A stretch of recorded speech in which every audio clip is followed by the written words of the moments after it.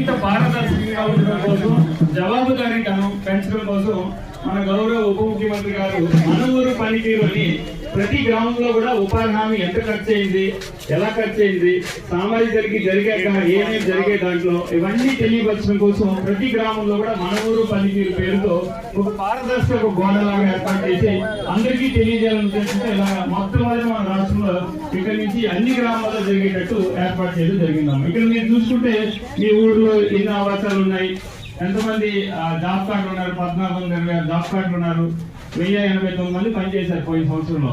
So ఇక్కడ మనకి వేతనదారులు మొత్తం కూడా 2494 మంది పనిచేశారు. అలానే ఇప్పుడు సరాసరి వేతనం పోయిన సంవత్సరం 255 పడింది. ఇప్పుడు మనకి సరాసరి వేతనం 307 రూపాయలు. ఇక్కడ 307 రూపాయలు అంటే పోయిన సంవత్సరం 300 రూపాయలు కాబట్టి 300 రూపాయలు పెట్టారు.